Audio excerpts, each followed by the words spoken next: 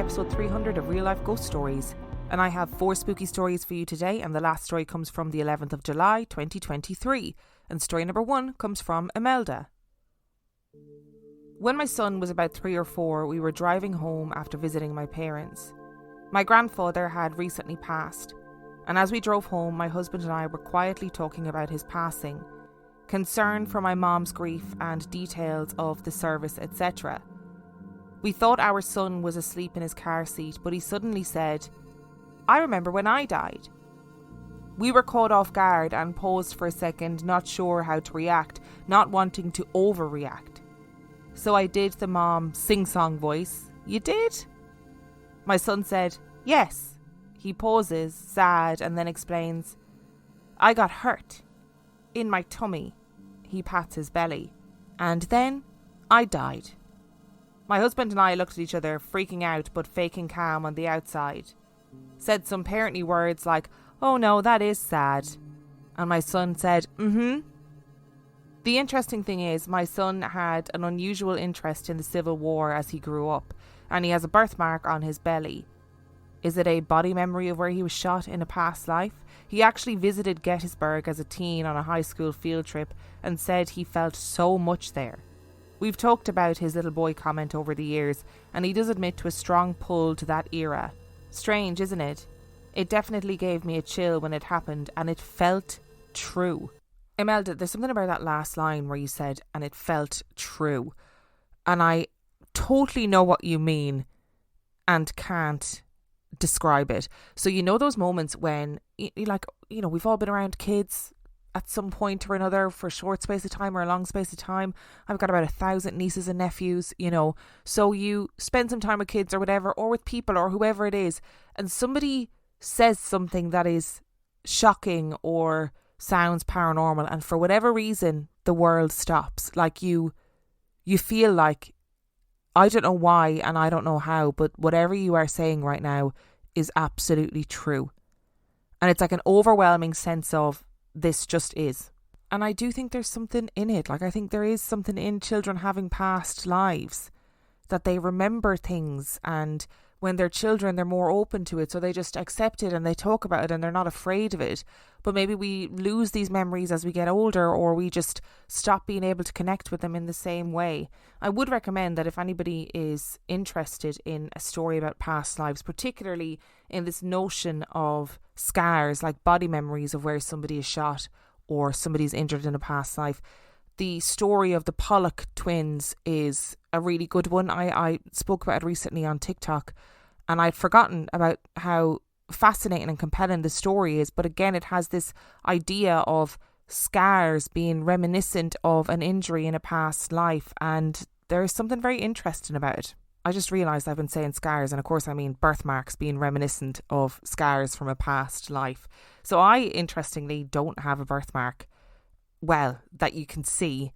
I have a birthmark on the back of my neck, a sort of a vivid red line on the back of my neck. That is that only comes up every now and then. Like, you don't see it all the time. I think it's sort of, I don't know, it comes and goes. It's a very strange one, but it is on the back of my neck. And sometimes I think, what if I was like beheaded in a past life or something, and that's why it's there? And ladies and gentlemen, I think this story warrants our first wonderful, stunning, glorious, creepy kid jingle. This one comes in from Mary, and it is a vibe, it is a bop. And Imelda, your son should be honoured to have bestowed upon him the first playing of a creepy kid jingle. If they have black eyes, talk about past lives, fill your heart with dread, standing by your bed, see ghosts in their room, or foretell your doom, they're a creepy kid. Mary, you are a marvel, a wonder, and I thoroughly enjoyed your creepy kid jingle. Thank you for sending it in. I'm keeping that one on file, and we will bring it out whenever there are creepy kids. I also have other creepy kid jingles in my email arsenal, so if you have sent in a creepy kid jingle, then keep an ear out, because the more there are creepy children, the more your jingle will be played. And story number 2 comes from Mike. This afternoon in the bio building at work, I heard the sound of the top part of the printer being lifted up for scanning and closed down violently. I went into the printer room and nobody was there. In one of the bathrooms in the bio building, I saw one of the lockers open by itself, swinging open and banging against the wall. Seeing that took me by surprise and scared me. I finished washing my hands and got out of there as soon as I could. Big important existential question for you all. Are all printers not inherently haunted?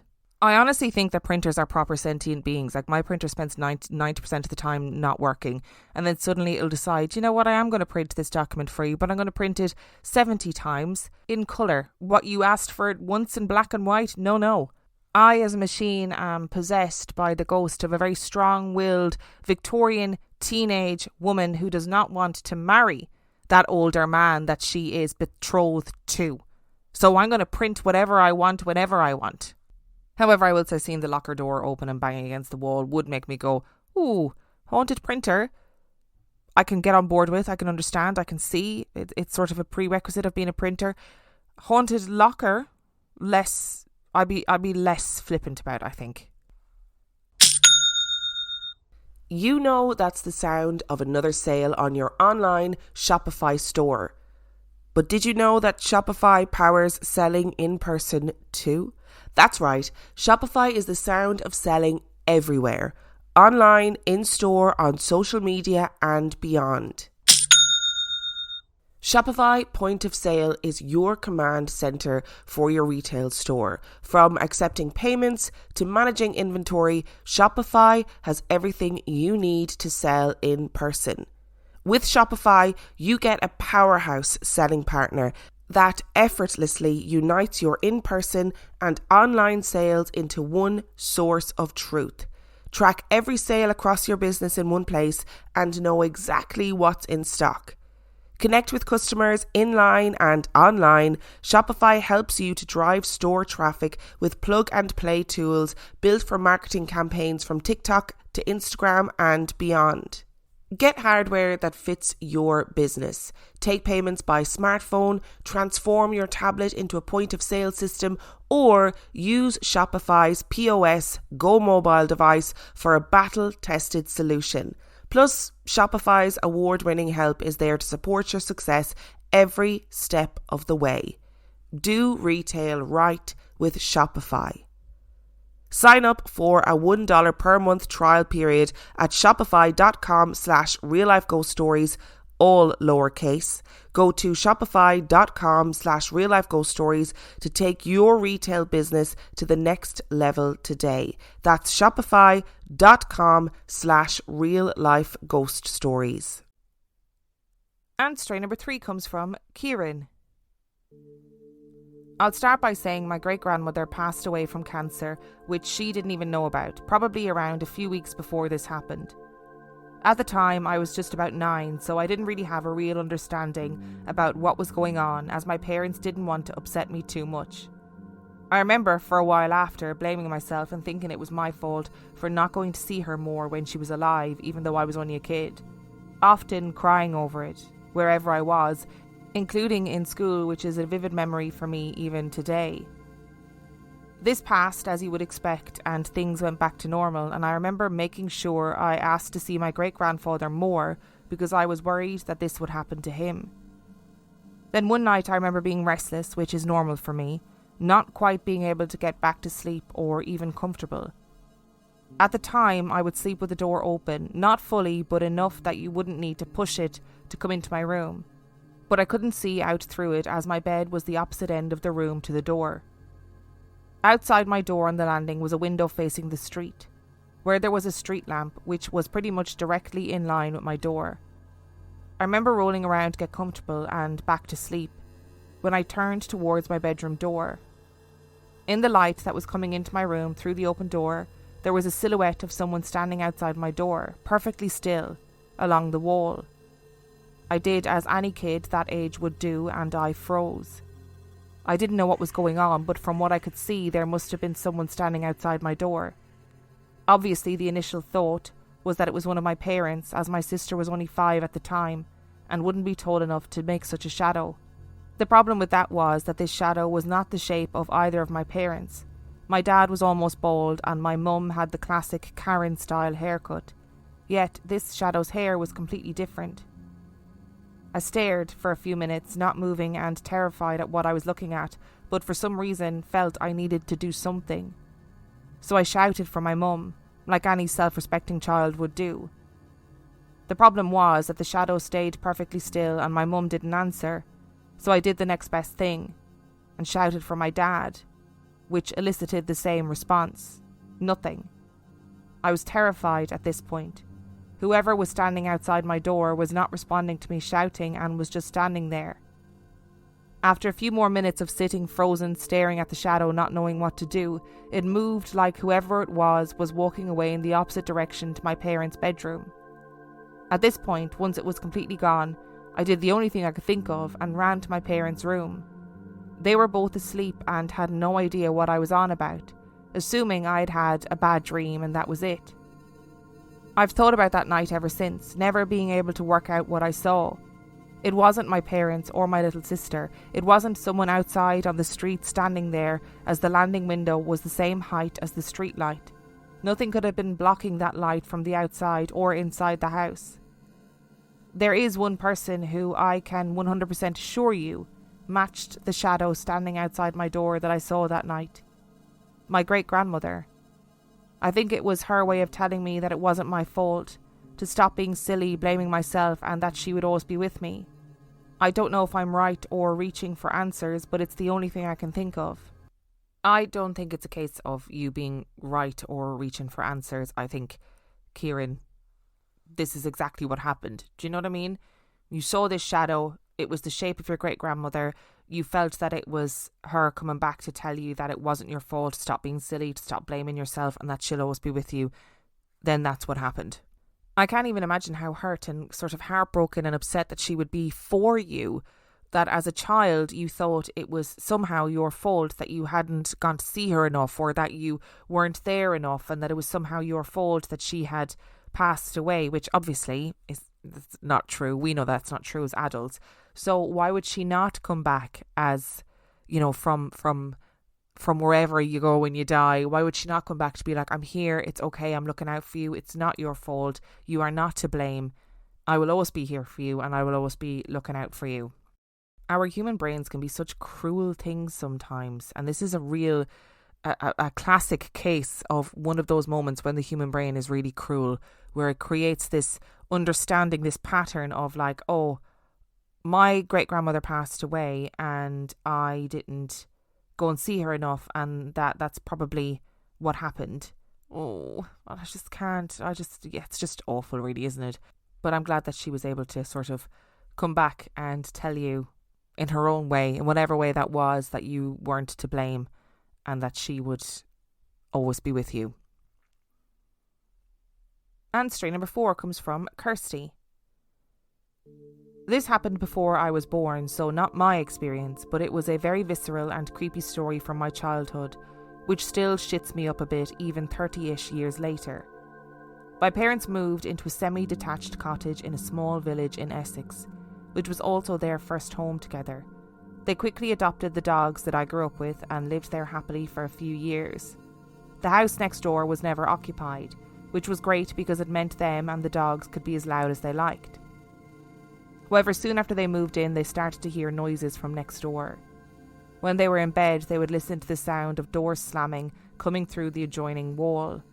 My dad was convinced there were kids sneaking in there at night, and wanting to make sure the cottage wasn't becoming a squat or being vandalised by kids, they borrowed the keys from the farmer, also their landlord, and went in to see if there was any damage or signs of entry, etc. When they went in, they saw that there was no evidence of anyone having been there, no sign of anyone breaking in or anything which would indicate anyone had lived there for years. They did notice, however, that the dogs wouldn't follow them into the house and quickly turned around and went back into their garden with their heckles raised. They decided that the door slamming must be due to the wind or a change in air pressure in the house, so they wedged all the doors open and assumed that would be the end of the banging noises. They're both skeptics, but have admitted that they have both had supernatural experiences. Even so, my mum swears that although the dogs were being weird, the thought didn't cross their minds that anything spooky was going on. So that night they went to bed not expecting to hear anything, but you guessed it, they could hear banging through the walls again. They went to the neighbouring cottage again the next day, only for the dogs to refuse to go in again, and found all the doors still wedged back. Freaked out now, they left the house, unable to explain away the sound of the door slamming anymore. When they returned the keys to the farmer who owned both cottages, they reported that they couldn't find any sign that anyone had been in there, wedged all the doors back, and were still hearing them slam at night. They also mentioned the dogs refusing to go in. The cottages had been a part of the farm for decades, and so the farmer was well aware of their history. After hearing what my parents told him, he must have thought that they deserved to know why they might be experiencing these weird nocturnal noises. He explained that a young couple were living in the next door cottage in the 30s, and when World War II broke out, the man was conscripted and went off to fight. On his return home, he came home to find his wife in bed with another man, and on seeing this, he shot her lover, and then hung himself in the tree in the front garden. Apparently there had been a few people move into the cottage over the years, but they had quickly moved out and the farmer had given up trying to let it. My parents continued to hear the noises next door, but no longer bothered trying to stop them. They also made it clear to my sister and I that you should always trust dogs' instincts about people and places. They're almost always right. We all know that dogs and cats are the best tools in any paranormal investigation. You send a dog in there, and if the dog is like, I'm not going in there, you know there's a ghost, right? That's a fact. You send a cat in there, and if the cat's like, no, you go first, don't worry about it, you know there's a ghost. Fact. What I really enjoy about this story is that the fact that your parents are skeptics, right? So they weren't sitting here going, whoa, the house next door is haunted. They were like, oh shit, somebody's breaking in at night time, we better go and check. Got the keys, went in, and they were like, oh, nothing is displaced, nothing is where it shouldn't be. Let's wedge the doors open so we're not kept awake by the doors banging at night time. Oh, it's still happening. Great. Let's go speak to the farmer. And the farmer's like, yeah, about that cottage. It's haunted. What I would love to know about this story is, what did the other people experience? And by that I mean, the farmer said, look, other people tried to live in it. It never worked out. I've just given up trying to rent it. Like, what did the other people experience? Was it just the sound of slamming doors, or was there other stuff that they experienced? I'm saying just the sound of slamming doors, like that wouldn't be terrifying enough when you're in the house on your own and you know it's not actually a slamming door. What a great story. Thank you so much for listening to today's episode. Thank you to Imelda, Mike, Kieran and Kirstee for sending in your stories. Remember, the last story comes from July the 11th, 2023. And if you would like to send in your story, you can do so by emailing it to reallifeghoststoriespodcast@gmail.com. You can also check out the website reallifeghoststoriespodcast.com. And if you are desperate for some extra content, you can subscribe to the Patreon. That is patreon.com/reallifeghoststories, where for $5 a month or $2 a month, you get access to heaps of extra content, as well as every single main and mini episode completely ad-free. And on that note, I shall see you next time.